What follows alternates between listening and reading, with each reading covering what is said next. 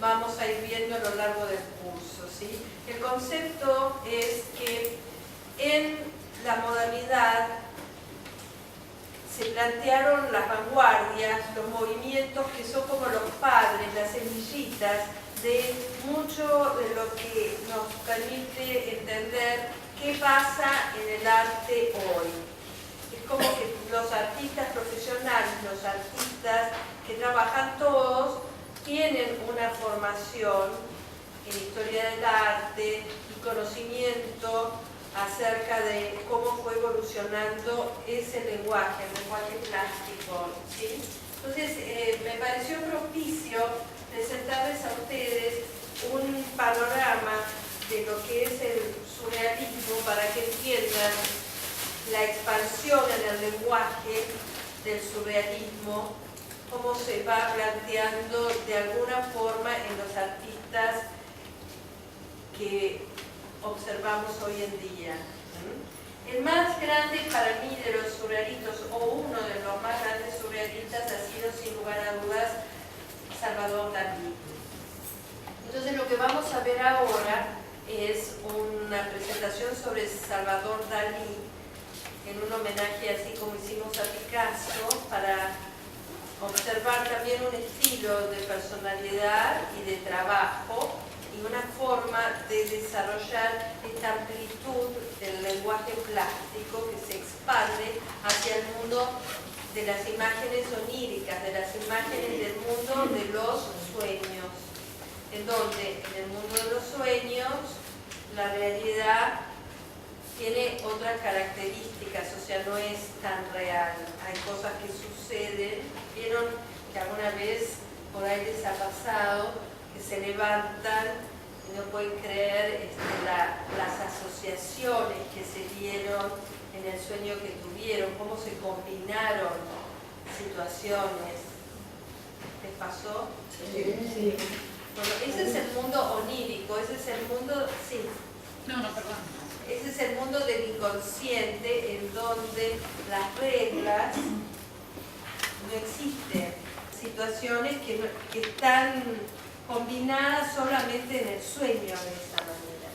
Este descubrimiento de la imaginación, cómo funciona en el mundo onírico y todo lo que fue la teoría de Freud sobre el yo, el ello, el consciente, el inconsciente, son palabras a las que hoy estamos muy acostumbrados. En el 1900 y pico era un campo de la ciencia y de los estudios sobre el hombre absolutamente novedoso. No existía ese concepto antes. ¿Comprenden eso? Es como que si pensamos que hubo una época que no había el movimiento de una máquina o un tren y que eso fue lo que inspiró a los futuristas, ¿sí? Porque hubo un momento en que no hubo eso. Nosotros que como no lo vivimos, solamente lo vemos a través de las películas. Bueno, esto es lo mismo, pero es como más abstracto, ¿no?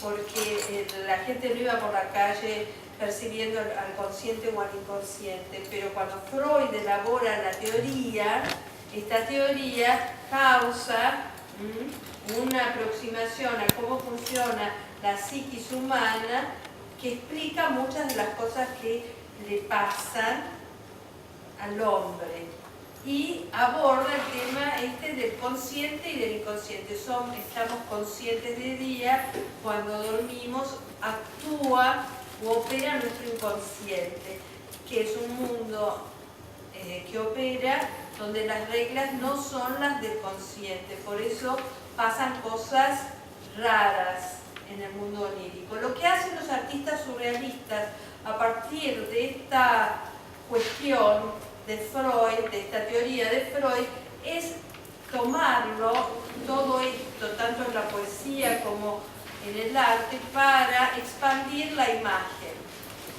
plástica. Entonces ellos ¿qué dicen? Bueno, no hace falta que estemos pintando la realidad tal como es. Podemos pintar una realidad inspirada en ese mundo, una imagen inspirada en ese mundo onírico. Y fíjense esta obra, La persistencia de la memoria, una obra muy pequeña, notablemente es una obra que tiene apenas estas medidas, 33, ahora lo van a leer por 28, pero la riqueza que tiene la imagen obviamente supera sus medidas. Aquí lo tienen. Vamos a practicar lo aprendido en otros momentos y observar detenidamente la imagen. Observamos durante unos segundos la imagen. Interesante haber hecho preguntas con qué asociaba eso. Claro, de lo que él plasmó en la pintura. Vamos a escuchar después lo que Dalí decía de por qué cuál era el método que usaba. No explica Dalí claramente cada uno de sus cuadros, por qué los hizo en realidad. Pero vamos a observar, vamos a contar nosotras, que es lo que más me interesa, es qué observamos. Relojes. Los relojes estos son, el reloj es así. ¿Qué es lo que ustedes piensan que está transformado en ese reloj? Sole, ven y sentate acá. Es que Soledad está embarazada, por eso este año la llamamos porque va a tomar parte de la clase como una mamá. ¿Qué observan en los relojes? No es rígido. Que no es rígido, ¿no? El único real parece que es el de petaca que está acá. Porque hay otro del otro lado. Y otro Ese lado. reloj antiguo que se usaba en los pantalones de Sí, es verdad. O sea que los relojes no son rígidos, es decir, que son blandos, ¿sí? Los relojes aparecen blandos. Esta situación del reloj blando es algo que Dalí, es decir, una de las características fundamentales de las obras de Salvador Dalí es esta alteración de la materialidad de algunos de los elementos que representan. Entonces él apela a ese recurso que es cambiar la materialidad de algo. Si es blando pasa a ser rígido, si es rígido pasa a ser blando, si es sólido pasa a ser líquido, si es líquido puede llegar a ser sólido.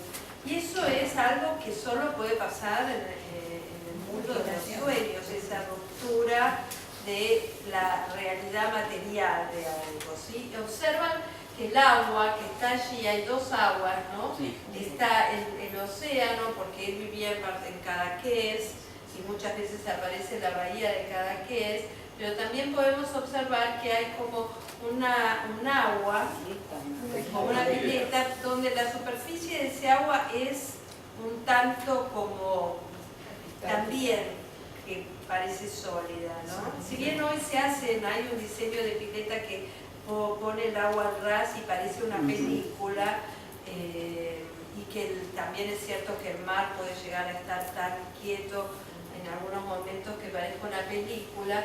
Salvador Dalí en ese momento lo que está haciendo es provocar una dualidad en algo, nuevamente como es en lo líquido, ¿no? Y pregunto yo, ¿el Sí. tiempo no lo, además de ser un reloj que altera la materialidad, ahí está también el tiempo enfocado? La noción de tiempo. Bueno, acá tenemos la respuesta. Fíjense en este párrafo Digo que yo, está acá al final. pregunto, no sé. La Dalí fue una persona muy inspirada no solamente para el arte, sino que era alguien curioso e inquieto. Así lo demuestran justamente los testimonios de las personas que estuvieron con él en la última década, cuando él estaba muy interesado por la evolución que iba teniendo la teoría de la física, ¿no? Pero ya en este momento, él, además de estar vinculándose a esta cuestión del inconsciente, aparece, como está mencionado aquí, esta relación con la teoría de Einstein de la relatividad, de que todo era, la teoría de Einstein, no se olviden que fue como para los que en su momento se animaban a pensarlo, cambiaba era una revolución esto de que como no, todo es relativo, depende de dónde me paro, cómo lo veo, lo que es o cómo es. Esta situación, la teoría de la relatividad, la expansión de la teoría de la relatividad fue realmente muy provocadora porque planteaba que muchas de las situaciones y de los conceptos sobre lo real se veían absolutamente puestos en... Claro, se podían como volver a cuestionar. O sea que había otra realidad. No, lo que plantea la teoría de Einstein es que es relativo, la realidad relativa depende de quién la está mirando, porque no hay, es decir, lo que plantea fundamentalmente es que no es tan posible la objetividad pura, porque siempre hay alguien que está elaborando esa teoría, esa persona está viendo eso, la persona, si bien el científico trata todo el tiempo de manejar las investigaciones con la mayor pureza científica, también está la situación de que ese científico está impregnado de su intención, digamos, o de su propia historia, y tiene, conociendo ese concepto, que tratar de que esto no intervenga, de que esa historia, ese sesgo personal no se mezcle con lo que está haciendo porque le quita valor y puede llevar a la conclusión a que sea algo que él quiere que sea así. ¿Sí? A tu subjetividad, digamos, ¿no? Yo pensé más que nada que eso quería como detener el tiempo. O sea, al No, yo creo que él no quería detener el tiempo, sino que estaba sorprendido por la teoría de la relatividad y por la teoría de Freud. Había tenido un encuentro con Freud y aquí esto es un dibujo que él hizo a partir de ese encuentro con Freud. Debe haber sido todo el relato que lo pueden encontrar en internet si buscan el encuentro entre Freud y Dalí. Fue bastante sorprendente para Freud y para Dalí, ¿no? Porque cada uno tenía, sobre todo Freud, una cierta percepción sobre los artistas. Dalí no era un ser humano ni un artista que no llamaba la atención, porque todos conocemos cómo fue evolucionando ese grado de excentricidad y representa el estilo de artista que, además de su obra, jugó mucho un rol, tal vez uno de los primeros, en que jugó mucho con su propia persona para darse a conocer, para tener como cierto lugar en la historia del arte, también a través de sus dichos, de sus actitudes, de su bigote, de todo lo que fue su vida, ¿no? Este era Dalí, y estas son palabras de Dalí. Dalí, ¿qué hizo? Dalí asumió que él instalaba en su creatividad, en su estilo de creatividad, parte de estos métodos o parte de las teorías de Freud, ¿sí? Y habló de la paranoia es mi misma persona, pero dominada y exaltada a la vez por mi conciencia de ser. Mi genio reside en esta doble realidad de mi personalidad, este maridaje al más alto nivel de la inteligencia crítica y de su contrario irracional y dinámico. Derribo todas las fronteras y determino continuamente nuevas estructuras de pensar. Dalí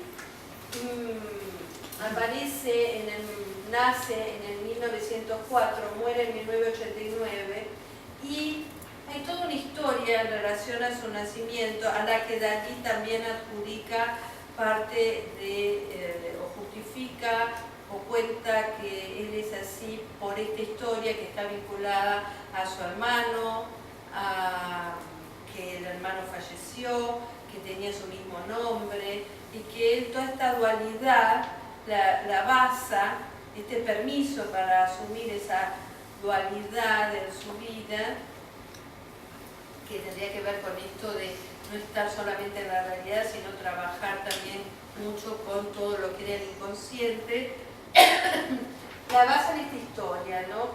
Esta creencia de que su padre en los primeros años le hizo creer que él era la reencarnación de su hermano, que había fallecido y al cual, el cual había tenido también su mismo nombre, como una situación traumática que le permitió a él tener la personalidad que tuvo. Luego, estamos en una época en donde todo el mundo en París de los surrealistas era un mundo que investigaba sobre esta situación, y también recordemos que el tema de llegar al inconsciente no solamente se buscó en algunos casos a través de tratar de recordar los sueños, sino que también hubo quienes a través de plantas o de drogas querían llegar al inconsciente utilizando ese tipo de métodos. Había mucha exploración en este tema de cómo llegar a ese lugar de la mente de manera más consciente para poder sacar de allí todas las imágenes. Porque vieron que uno se levanta, por ejemplo, del sueño. Hay gente que lo hace sistemáticamente, entonces se levanta muy tranquila, tiene el cuadernito al lado, enseguida nota. Pero vieron que los sueños que uno a veces quiere recordar la imagen y se le escapó. Entonces hay personas que trabajan de manera sistemática sin utilización de otros elementos extraordinarios en esas imágenes. Entonces, bueno, no sé hasta dónde Dalí hizo o no hizo esto, pero él se encontró en esta situación, en este tiempo, en este medio, donde él junto con otros pintores surrealistas y con otros poetas surrealistas estaban todos tratando de, así como, romper la imagen tradicional, representar imágenes que tuvieran un cierto grado de ruptura con la realidad convencional. Fíjense que en este caso, él, ¿qué hace? Pinta a Gala, y también aparece esta cosa como de la dualidad. La primera imagen en esta obra que vemos es un desnudo tradicional. Dalí fue un genio en combinar en una misma obra el lenguaje tradicional con imágenes que tienen una ruptura. Pero fíjense la segunda Gala que hay en este cuadro, en donde en verdad el cuerpo se transforma en una estructura arquitectónica, vacío además, que deja ver el paisaje. Entonces ahí aparece esta cuestión donde él toma una imagen, la desarrolla con esta sabiduría del lenguaje convencional y tradicional de las artes visuales y de la pintura y del dibujo, y luego crea otra imagen aquí donde el cuerpo es un hábitat. El cuerpo es un hábitat finalmente, es un lugar adentro del cual hay órganos, pasan cosas. Entonces se transforma esto en un concepto del cuerpo como estructura arquitectónica. ¿Son pilares eso? Sí, son unos pilarcitos, es como si toda esta parte fuera la cúpula, ¿no? Estas son como las columnas. Claro. Arriba en la cabeza, ¿qué hay? Tiene como un peinetón, que aquí también No, no, está. la otra. Cuello y abajo. La otra. Acá. Sí. Abajo de la cabellera, ¿no? Abajo de la cabellera hay las volutas, vieron los remates de las columnas dóricas. Capiteles. Claro, porque también era una imagen griega, ¿Cómo? que también la imagen es como griega. Es como una Sí. lápida o algo así. Sí, una combinación rara de imágenes. Dalí se enamoró profundamente de Gala. Gala estaba casada, Gala de él. Gala había estado casada con Paul Éluard, el poeta surrealista con quien había tenido una hija. Gala deja a Paul Éluard y después de este encuentro se queda con Dalí para siempre. Fue realmente una figura muy importante, tanto como pareja como tema de sus obras. Acá vemos dos retratos también que realiza en dos momentos distintos de Gala. El segundo retrato, en donde vemos esta imagen en donde aparecen todas estas formas de pelotitas, no es una geometrización del retrato, sino que está ligado a esta lectura e interés de Dalí por los átomos. Entonces, en realidad, él por eso representa esta Gala, ¿ven? Que tiene un montón, está como atomizada. Esta es otra imagen en donde también está Gala. Porque ella era bastante mayor que él. Ella, efectivamente, ella era mayor que él, ella muere de hecho 10 años antes que él. Él se ve que construyeron una vida en común donde funcionaban en paralelo frente al mundo de las artes, Dalí con Gala. Siempre pensamos en Dalí junto a Gala, en verdad. También están los que dicen que ella era un motor importante en el desarrollo de Dalí y una promotora importante de que Dalí, supongan, hiciera nuevas cosas, realizara obras más pequeñas, realizara esculturas también en serie. Y hay personas que han criticado ese grado de expansión que tuvo Dalí en su obra. De todas maneras, como dice otro historiador, como no podemos imaginar a Dalí sin Gala y no podemos saber si Dalí no hubiera hecho, qué hubiera hecho Dalí si ella no hubiera estado, la real realidad es que todo eso fue algo que se hizo durante el tiempo que ellos estuvieron juntos, ¿sí? ¿En qué año falleció ella?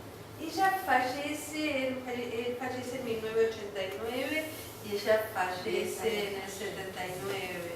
A partir de que ella fallece, él tiene otra actitud, no sé si él ya estaba enfermo o su enfermedad Parkinson empieza a recrudecer. Lo cierto es que los escritos hablan de que los últimos años de Dalí estuvo muy cuidado, que seguía muy interesado en crear y en investigar, por ejemplo, sobre la física y las nuevas teorías, buscando nueva inspiración, pero que estuvo muy encerrado y muy abocado a la construcción de lo que es su actual museo, que ahora van a ver una imagen que está en Barcelona.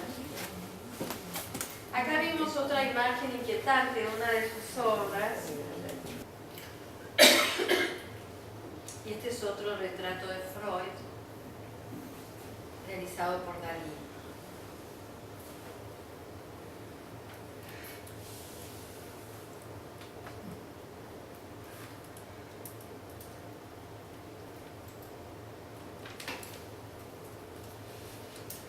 Entonces vemos que Dalí fue, además de pintor y artista prodigioso, un personaje en sí mismo que convirtió a su vida en parte de esa realidad surrealista a través de un comportamiento excéntrico. Esta es una de esas esculturas, ¿entienden? Como que pasó de la pintura a la escultura. Es la misma imagen que vimos en la primera obra, pero llevada a la tridimensión. Esta es otra obra que hizo en base a Gala, que en este caso la pinta como la Madonna. Aquí abajo pueden apreciar las obras de Dalí en su tamaño, en esta visión del interior de un museo. Vuelve a aparecer esta situación como en aquella otra obra que vimos que está el cuerpo vacío. Aquí también el cuerpo de la Madonna tiene una situación irreal, que es esta transparencia, el lugar de la Madonna, donde en la parte central del cuerpo es como que si el cuerpo estuviera dividido en dos, ¿ven? Y hay una transparencia que nos permite observar el paisaje. Como que el chico no nació todavía, también podría ser. No, el niño nació, solo que estas son licencias que toma, ¿no? En verdad la arquitectura también en la que está la Madonna, ese nicho en el que está la Madonna, también aquí está como suspendido, ¿no? Toda una situación que está ligada al surrealismo.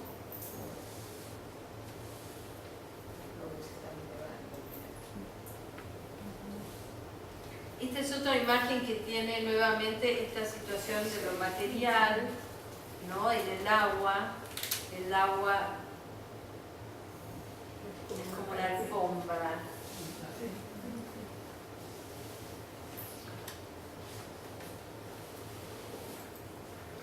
Y este es un cuadro en donde él de alguna forma remite a la obra de Velázquez, porque vieron que hay esta serie de planos, al igual que en Las Meninas, donde el artista, en Las Meninas vieron que Velázquez se pinta al fondo y aparece como reflejado, en verdad.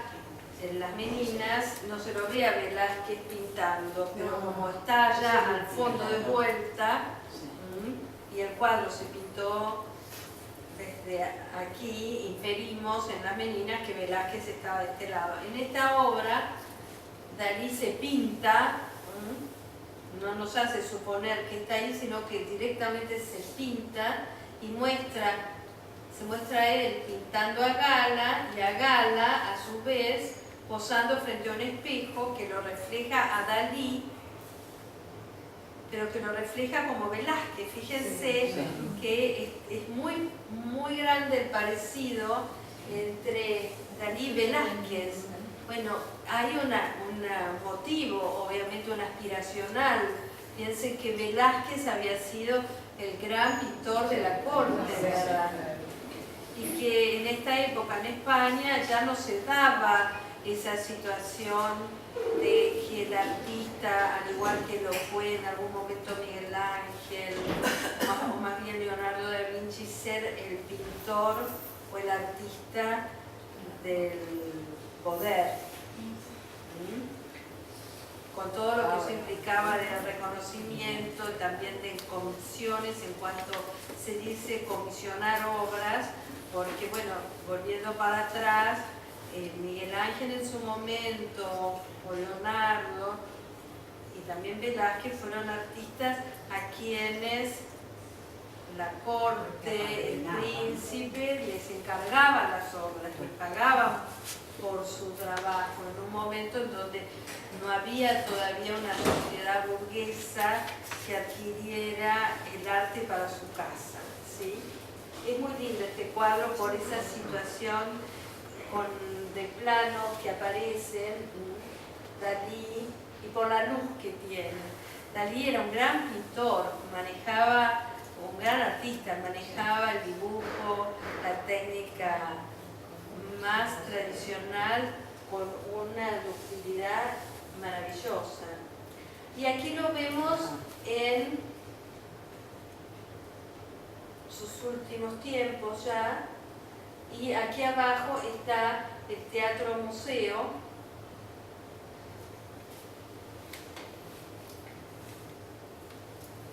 es este edificio que ustedes ven en la segunda imagen. Bueno, entonces, de alguna manera, habiendo entendido un poquito esta expansión, vamos a pasar a ver a un artista que ahora imagino yo que a partir de lo que vieron van a entender un poquito más por qué en algún momento se le dijo a Carlos de la Mota que su obra era una escultura surrealista. Piensan ustedes que el surrealismo como término, después de esta época, se vuelve a aplicar muchísimo en el grado de surrealismo que puede tener una obra, la intención surrealista, en todos aquellos casos en que la obra de alguna forma se separa un poco de ser una representación de la realidad que responda en un altísimo porcentaje a las características propias de esa realidad. Este artista, Carlos de la Mota, nació en San Juan, y lo que vamos a apreciar es una serie de obras que realizó en metal.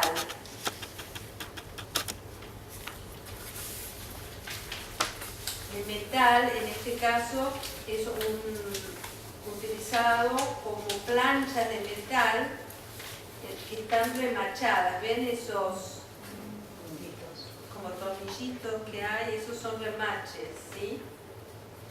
Esta es una serie sobre los pájaros.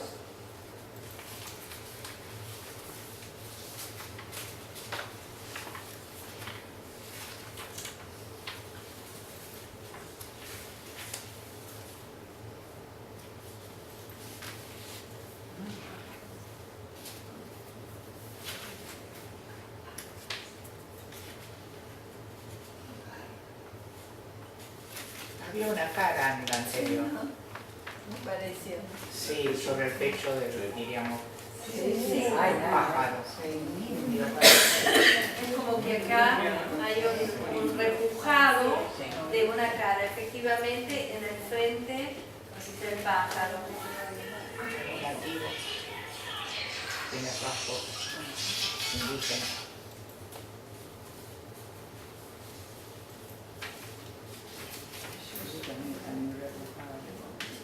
Esta es una técnica, ¿cómo? ¿Qué tamaño tienen? Algunos son así, 1 metro. otros son chiquitos, pero 1 metro será el máximo. Pensemos que la técnica del metal es una técnica bastante complicada en general, ¿no? Ya sea cuando se trata de fundición o en este caso en donde se trata de un artista que realiza dibujos de estos animales y luego tiene que armar ese volumen con chapas batidas. Batir la chapa no es así, sino es golpear la chapa calentarla y luego golpearla para hacerla convexa. La chapa es plana y el artista en este caso está buscando lograr formas convexas, o sea, o cóncava, para generar esos volúmenes. La escultura es el lenguaje del volumen y del espacio. Entonces, bueno, la técnica que utilizó Carlos de la Mota fue una técnica muy especial. Más especial me pareció a mí porque me sorprendía conocer el origen de estas obras. El artista es un artista de sanjuanino, es un artista de la provincia de San Juan que tiene una gran oportunidad junto con su mujer de viajar a Londres en una época en que en Londres el gran artista a quien admiraba era obviamente el gran escultor inglés Henry Moore. Dentro de este viaje en donde él observó la presencia de estas obras de Henry Moore en distintas plazas con muchísima admiración, porque eso aquí obviamente no pasaba, en paralelo él cuenta que va a visitar una colección, la colección Wallace, y que queda muy sorprendido cuando ve en esa colección las imágenes de armaduras, no las imágenes, sino las armaduras de animales y armaduras en general. La armadura también es una estructura metálica que está engrampada y que es un contenedor de un cuerpo. Entonces él vuelve con una serie de bocetos que hizo sobre las armaduras, después dibuja los pájaros y finalmente hace esta serie de esculturas en donde los pájaros son como armaduras en verdad, ¿no? Están presentados de una manera y con una técnica en donde el resultado es que parecen armaduras.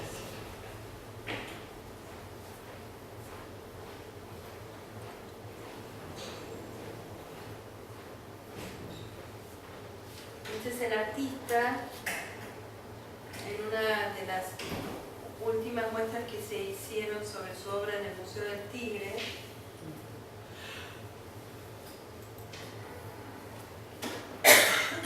Estas son las palabras de un importante coleccionista, el ingeniero Jacobo Fitterman,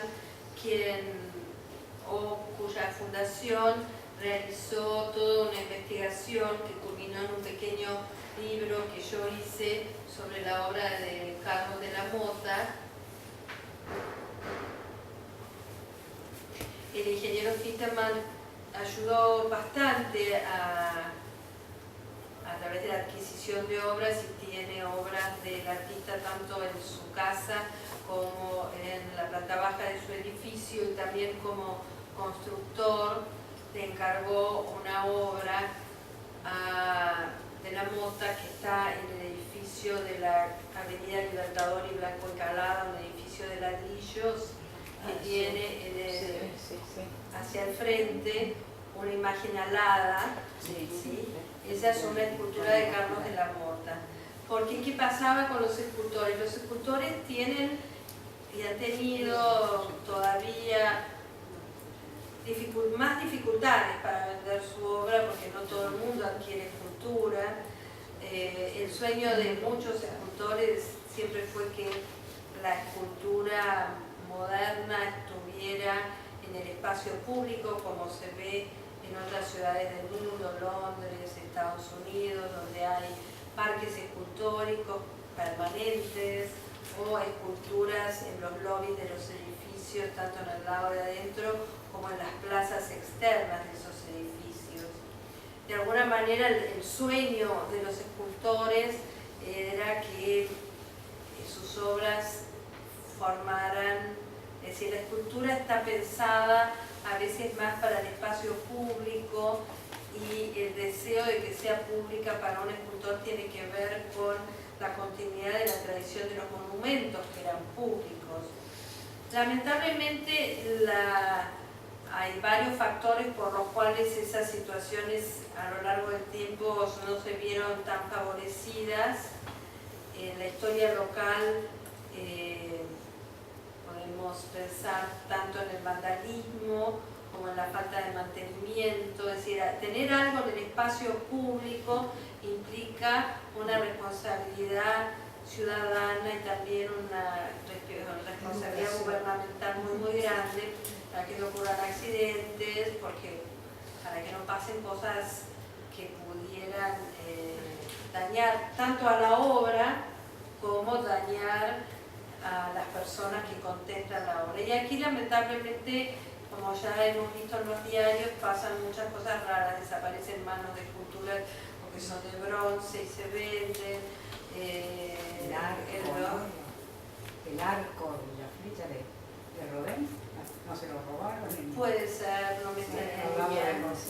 También hubo un problema en una galería de arte externa que tenía un espacio externo y que colgó una escultura en el exterior y que lamentablemente a los 2 años la escultura por algún motivo cayó sobre una niñita pequeñita, se mató, y eso marcó mucho hace como 15 años o más la historia local sobre la presencia de obras de arte en espacios públicos, digamos, porque bueno, esa situación tuvo estado público, fue una situación legal conflictiva para la galería, obviamente para la familia y aún más para el artista, ¿no? Entonces vemos que bueno, este aspiracional escultórico solamente se da muchas veces cuando hay personas que, porque son coleccionistas y comprenden mucho al artista, asumen ese compromiso de generar más belleza en un determinado hábitat, poniendo una escultura que tiene que ser hecha con muchísima responsabilidad y que tiene que estar mantenida, porque ustedes saben que todo lo que está en la intemperie, aunque sea de metal, sufre la erosión, la corrosión, además de si los metales no son materiales per se inertes, sino que oxidan, sufren el paso del tiempo también. Al hacerlo, el peso, bueno, lo que ella menciona, ¿no? Las técnicas son complicadas, de múltiples maneras complicadas. No solamente porque hay un peso que tiene la escultura, sino porque, bueno, los metales, como pasás una escultura a metal. La técnica que utilizó de la Mota, él, como contaba en el slide anterior, él cortaba la chapa, él tenía hecho los bocetos, entonces luego cortaba la chapa, la cincelaba y después hacía todo el trabajo de unir todas esas partes para que saliera ese pajarito que era único en realidad. Contrariamente, la fundición permitía en muchos casos que se pudieran hacer más de una obra de la misma, pero bueno, todo el tema del molde y la fundición a la cera perdida, que es lo que ella mencionó, era muy costoso, entonces también los fundidores desaparecieron porque no había tanta capacidad, o sea, no se justificaba que tuvieran una producción tan grande porque no había un mercado tan grande.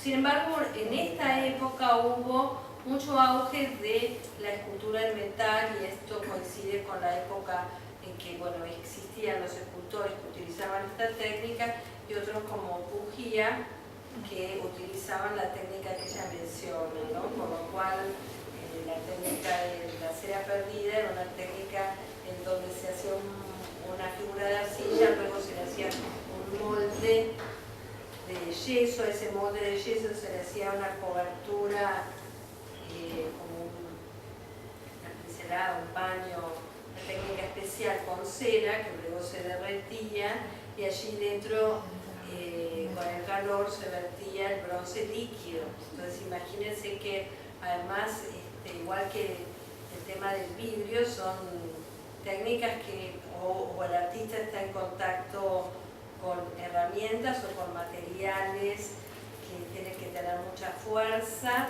y que tiene que estar protegido también de los golpes, del calor, en fin, tiene su cosa. Eso encarece muchísimo la pieza. Claro. En la Fundación Favaloro me parece que de Kosice hay una en la entrada sobre la vereda, Sí, puede ser, no me acuerdo cuál es la que está. En la Fundación Favaloro hay varias obras. en la avenida Belgrano, sobre la vereda está. Sobre la vereda, me voy a fijar en internet. Bueno, vemos entonces cómo estos pájaros que, por un lado, para los que no conocían la historia, eran vistos como pájaros surrealistas, porque el pájaro tiene una condición que es la de elevarse, y la armadura tiene una condición que es la de pesar y la de alguna manera apoyarse en la tierra. Entonces había como una situación, hay como una situación en estos pájaros donde están como distanciados, están como encerrados en ese cuerpo, ¿no? No parece una representación tan... Porque tiene las piernas Está como antropomorfos, ¿sí? También, Los sí. pies y las piernas. Sobre son todo las los manos. pies. Ustedes hoy, con respecto a esto, y vamos ahora a mirar este otro documento, han recibido para hacer... Freud es el investigador, en esta época, desde que un investigador empieza a revisar pensar todas estas investigaciones sobre el consciente, el preconsciente, el yo, el superyo, el ello, que todas estas teorías se empiezan a dar a conocer, que surge que un grupo de artistas toma estas teorías y las inserta en el mundo del arte, pasa como en un determinado tiempo, ¿no? Pensemos que ahora todo va más rápido porque vivimos también en la era de la información, donde las novedades y lo último es algo que es como mucho más fácil asociarse. ¿Quién quiere leer? Bueno, ¿leo yo o alguien quiere leer? Entonces, el arte surrealista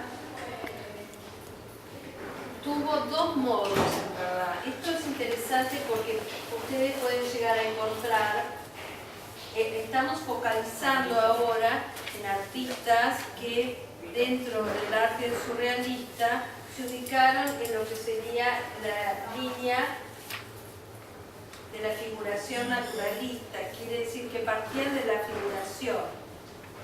Dalí o de la Mota, que parte de los pájaros que vio y de los...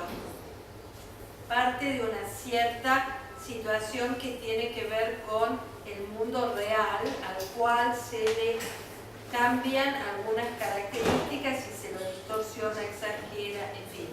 El primer punto, como modo de hacer surrealismo, que también tuvieron los artistas, fue el del automatismo.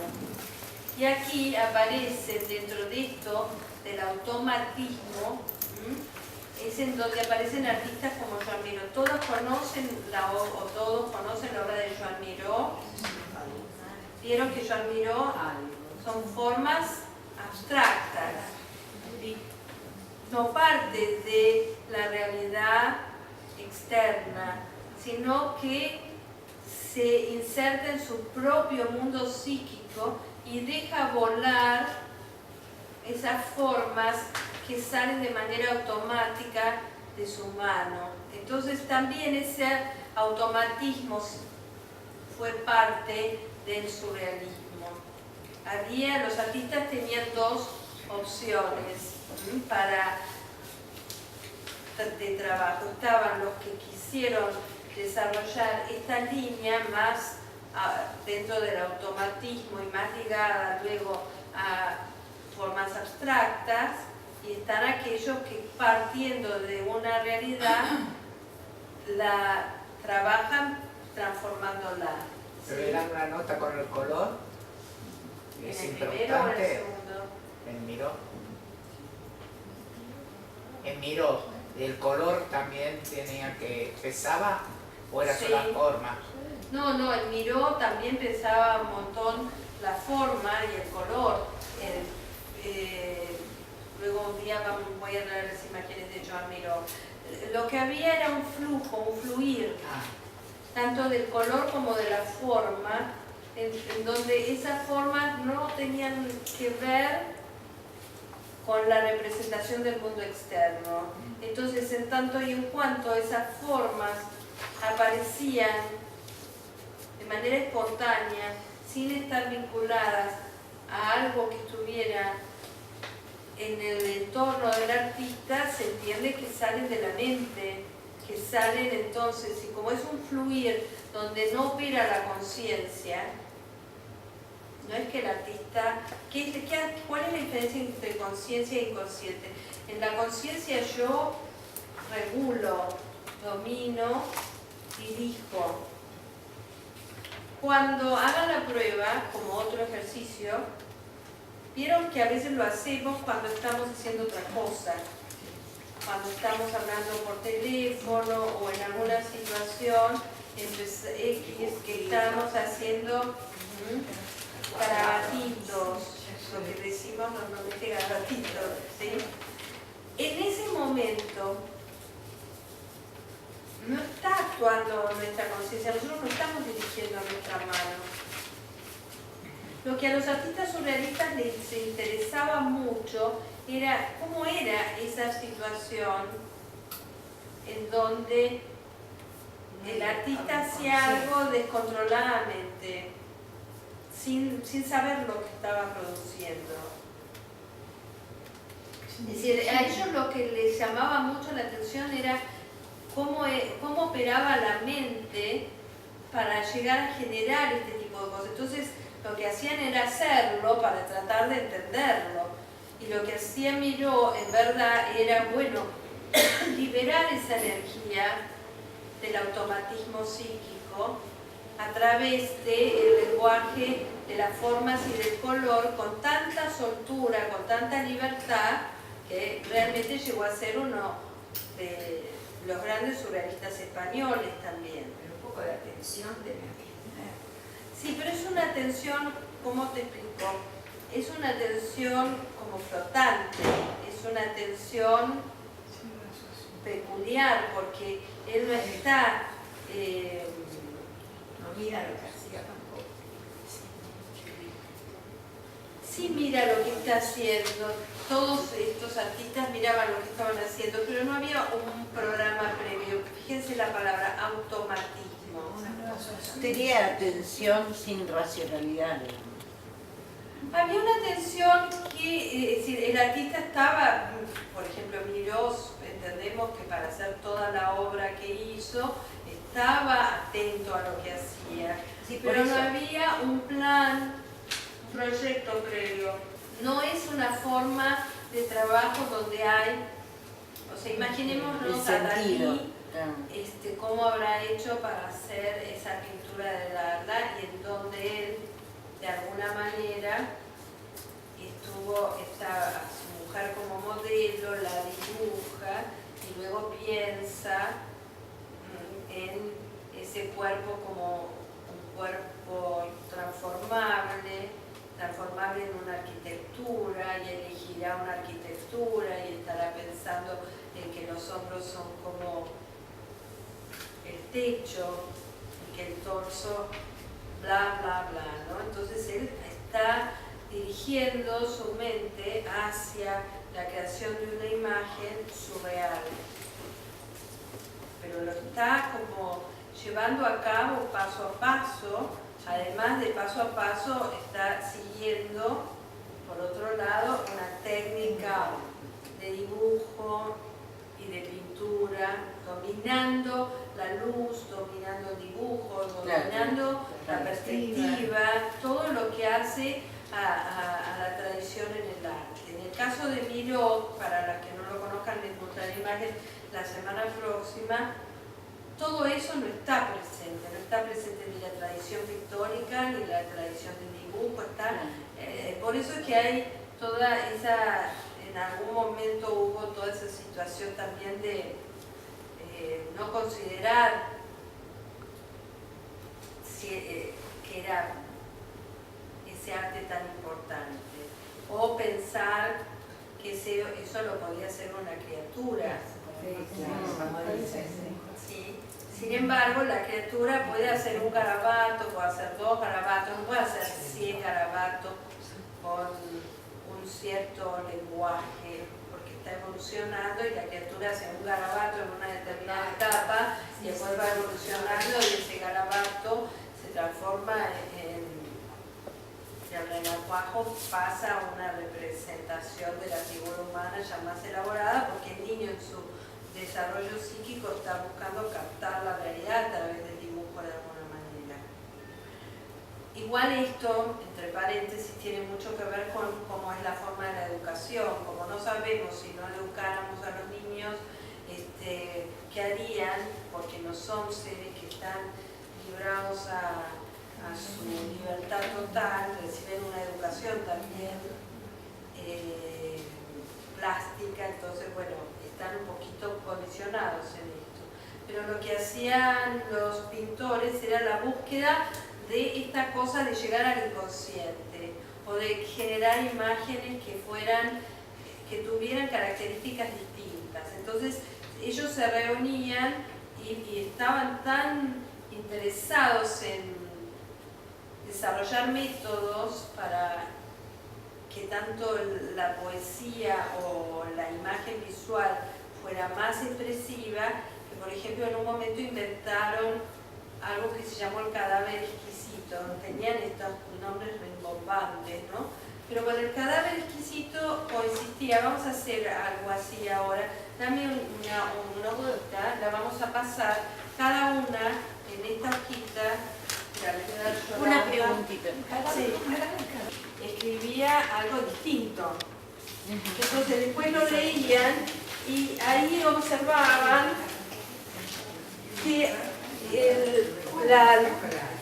la situación de esas palabras una al lado de la otra generaba, ahora sacamos 3 y 3 y lo pasan 2 veces, así, de a 13, claro, esta para ustedes 3, esa para ustedes 3, esta para ustedes 3.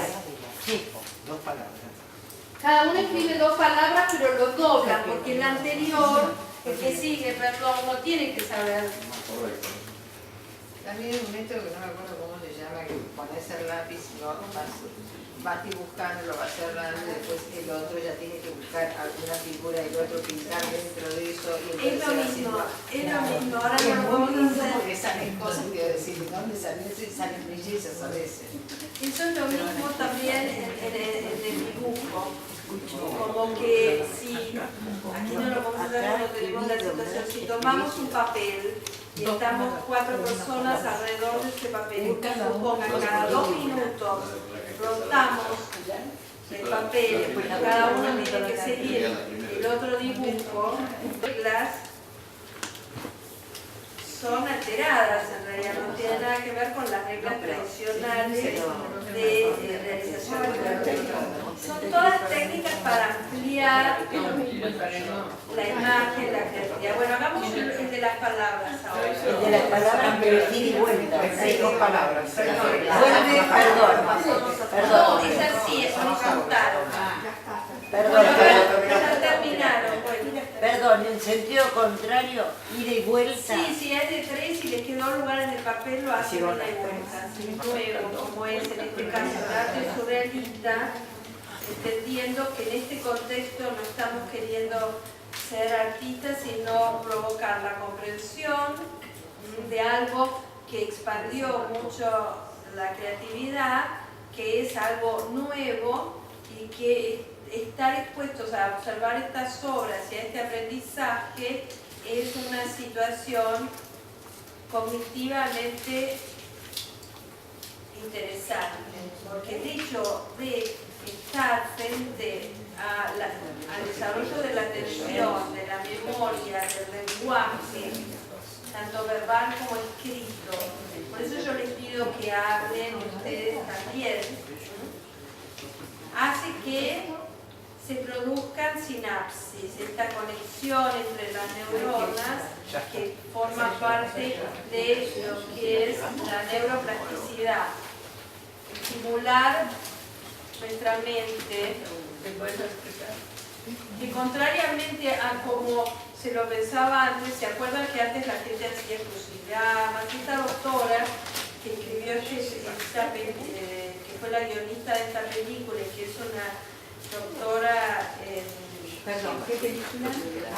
Todavía Alicia fue una película que se estrenó el año pasado con Julianne Moore como la artista fundamental. Julianne Moore es esa artista pelirroja, está bonita, a mí me encanta como ella es una profesora universitaria que que en un determinado momento tiene un blanco dando una clase y que luego empieza a también el tránsito habitual que hacía de la universidad a su casa, y es una persona que tiene mucho menos de 50, 40 se empieza a perder, está desorientada, hace una consulta y en el caso de ella encuentran que efectivamente tiene Alzheimer. El grado en que se presenta el Alzheimer, cuando se presenta por la falla biológica tan importante, se presenta muchas veces, yo no sabía eso, no se presenta más tarde, se presenta muy tempranamente. La mujer está en el momento más importante de su carrera y de pronto se le borra todo luego.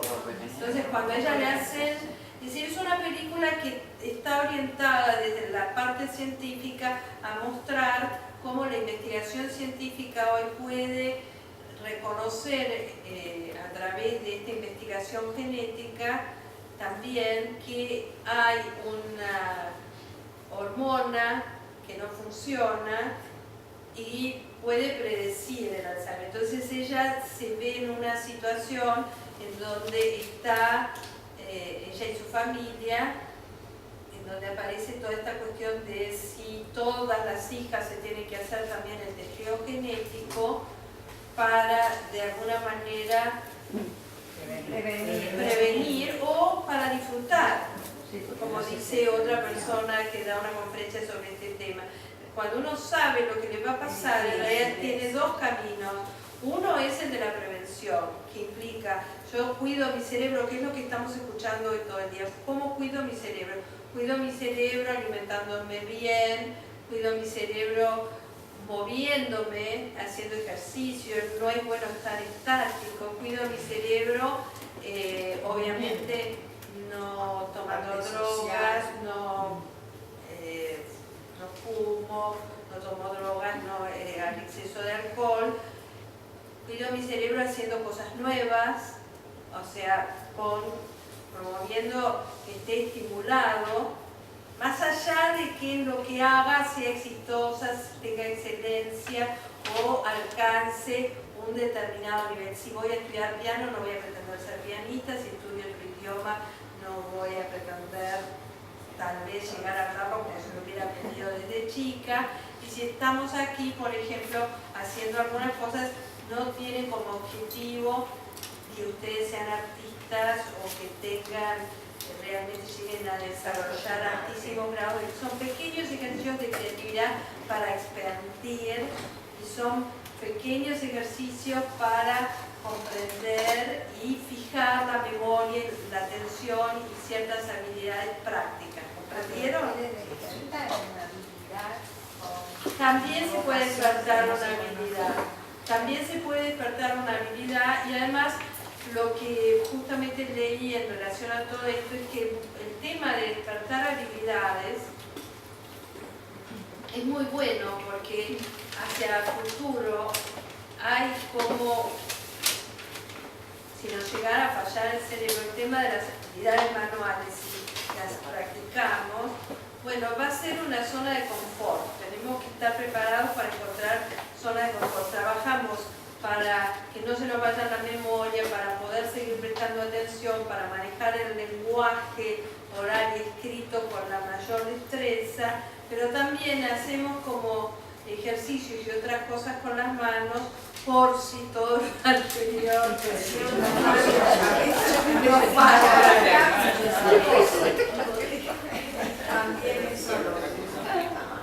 Por ejemplo, pensemos que esta gente cuando hacía el cadáver exquisito lo hacía dentro de, sobre todo, si estaban en esa época los artistas estaban bastante combinados en estas reuniones, pero que como había justamente esa combinación de artistas, poetas, utilizaban mucho la palabra y estas cuestiones estaban vinculadas a justamente desarrollar en la palabra y en la poesía otras formas, ¿no? Entonces leo como van apareciendo. Ustedes escúchenlo y fíjense, por ahí yo trato de unir más, pero digo, no agrego cosas, lo leo lo mejor que puedo. Se mezclan objetos, pensamientos, sube algo, sucede enamorando, bellísimo y con anterioridad y color verde, el arte surrealista se vuelve fascinante. Belleza y sueño, suspenso ideal, me sorprendo, arte y evolución, imagen irreal, locura. Fetiche pasional, sentimientos mágicos, infancia y fotos, dibujos y expresión, mente consentida.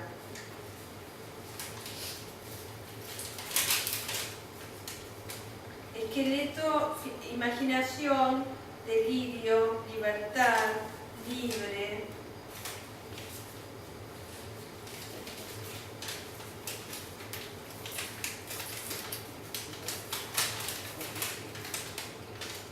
Flores bellas, cielo de metal, esplendor en la luna, la niñez y el silencio azul, el arte.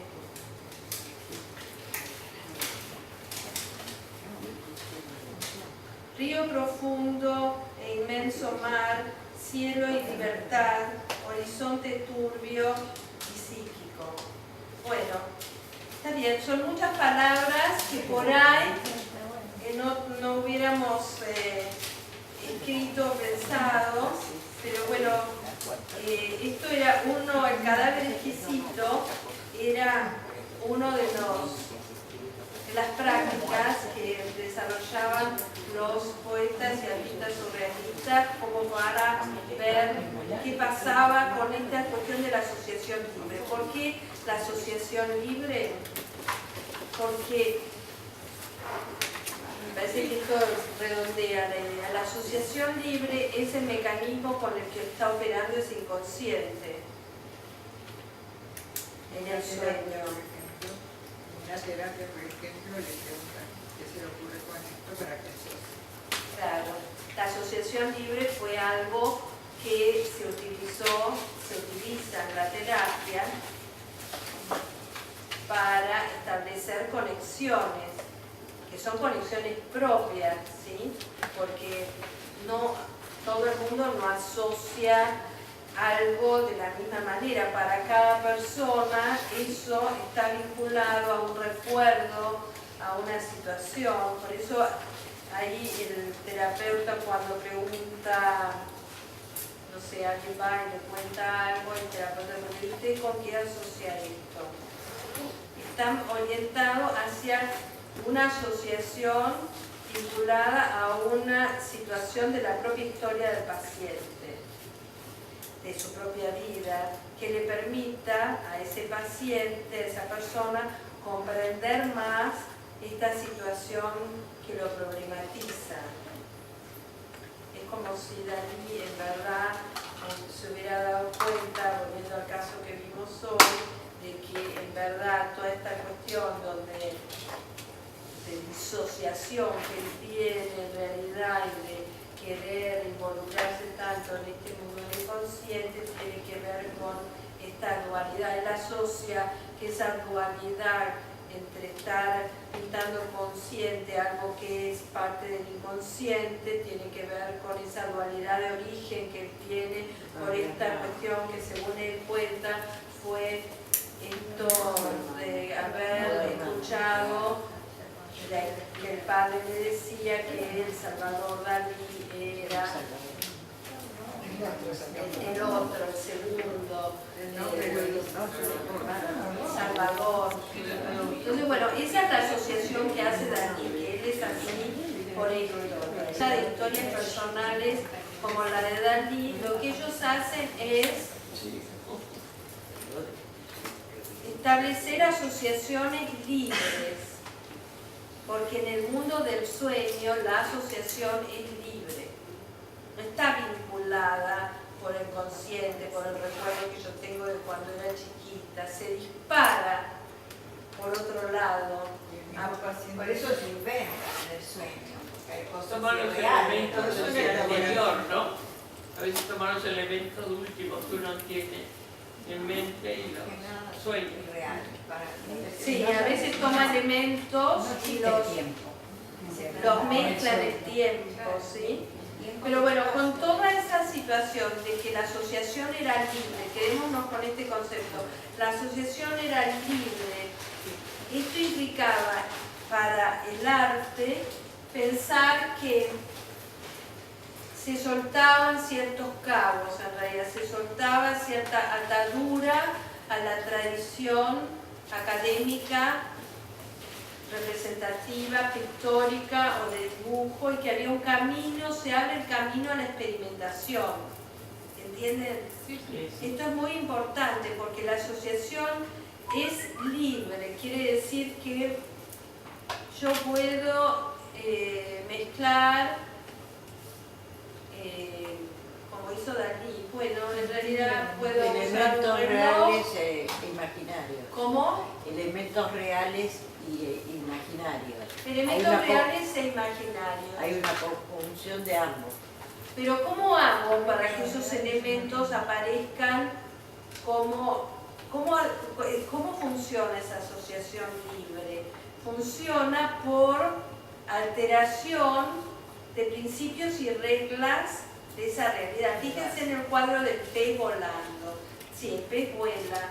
Cuando salta, a veces uno ve que no es que vuela, sino que salta en el agua, ¿no? Pero en este caso ahí el pez estaba... no está en el agua, está directamente en el cielo el pez. Suspendido. Sí, saliendo de una fruta, de una granada. Y después el tigre. Y después hay dos tigres ahí atacando a una mujer. Toda esa Pero también hay una imagen, escopeta ahí, no tiene mucho que ver con el año 1944. bueno, Por la- probablemente aparezcan, sean formas en donde alude al temor a la violencia, a la nueva guerra, probablemente. Muy probablemente. Pero ahí volvemos, perdón,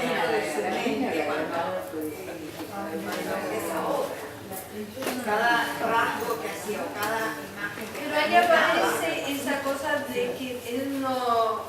Las imágenes fluían porque estaban en una situación de búsqueda y de consolidarse alrededor de la idea de la libertad, que uno se pregunta qué pensarían. Bueno, ellos no, él no sé qué pensaría. cuando termina la obra y la ve, tampoco. Es que ese resultado de esto que Dalí, ahora volvemos si quieren, fíjense, vamos a leer esto y después repasamos y volvemos. Esto porque quiero que de estas cosas, de estos puntos, perdón, les quede algo que les interese, que les sirva para la intervención de esa imagen. Hablo de intervención de esa imagen, quiere decir que parto de algo que está ahí, en esa hoja, para desarrollar mi creatividad sobre eso, libremente, ¿no? Entonces lo que estamos viendo acá es, en el arte surrealista, mezclan objetos, sentimientos y conceptos que la razón mantiene separados, apareciendo asociaciones libres e inesperadas de palabras, metáforas insólitas, imágenes oníricas y hasta delirantes.